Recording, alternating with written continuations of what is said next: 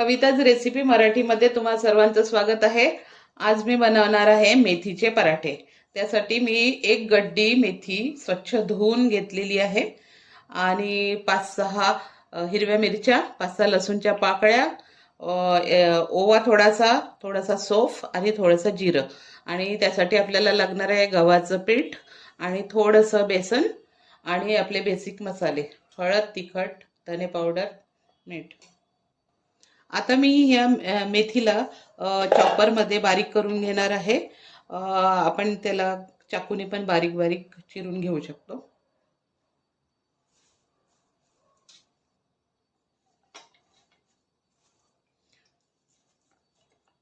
चॉपरमध्ये केल्याने त्याचे छान बारीक होते।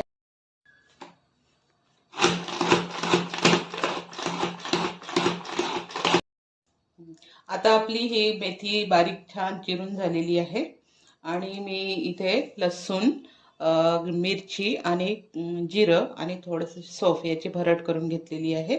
आपण आता हे सगळे साहित्य आपण आता याच्यामध्ये मिक्स करून घेऊया।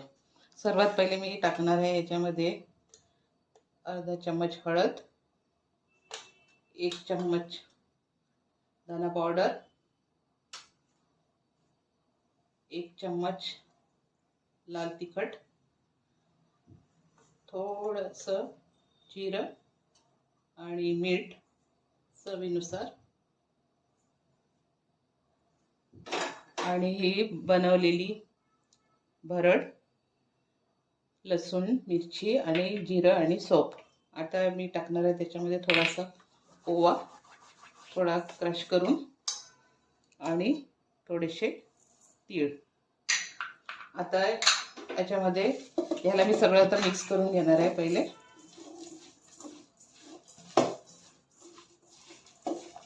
सगळे मसाले याच्यामध्ये मिक्स करून घेते भाजीमध्ये, आणि मग याच्यामध्ये 2 इन्ग्रेडियंट्स राहिले आपले।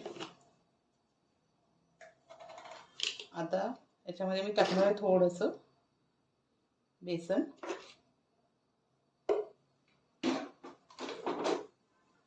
आणि हे गव्हाचं पीठ। आता त्याच्यामध्ये जेवढं जाईल तेवढं मी टाकणार आहे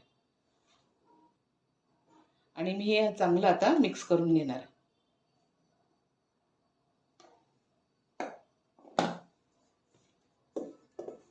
पीठ छान मळून झालेलं आहे। याला थोडंसं मी तेल लावून थोड्या 10 मिनिटासाठी रेस्ट करायला ठेवून देऊया। असं छान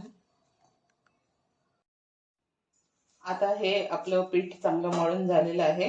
आता मी याचे छोटे छोटे गोळे बनवून ठेवते आणि मग आपण त्याचे पराठे लाटून घेऊया। आता मी हा पराठा लाटून घेते। तिकडे गॅसवरती तवा ठेवलेला आहे, नंतर आपण छान त्याला शेकून घेऊया।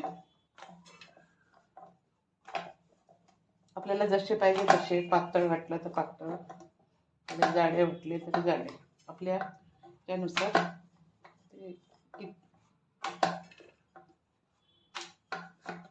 आता हा लाटून झालेला आहे।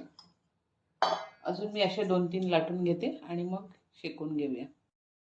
आता मी तवा गॅसवरती ठेवलेला आहे आणि आता तवा चांगला गरम झाला तर आपण हे आता लाटून ठेवलेले पराठे याच्यावर टाकूया आणि छान दोन्ही साइडनी खरपूस भाजून घेऊया।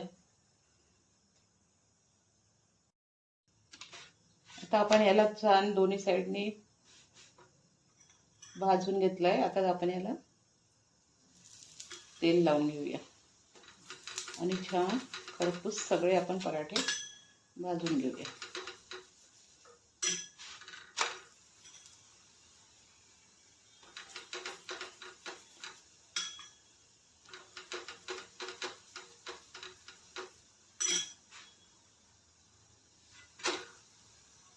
असा आपला छान असा भाजला गेलेला आहे आणि काय सुंदर कलर दिसतोय।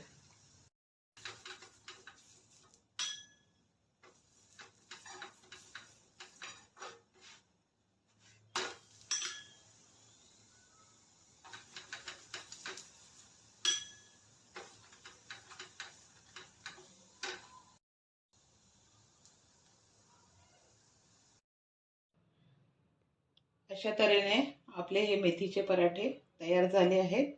यांना आपण दह्यासोबत, सॉससोबत किंवा लोणच्यासोबत कशाही सोबत खाल्ले तरी ते चांगलेच लागतात.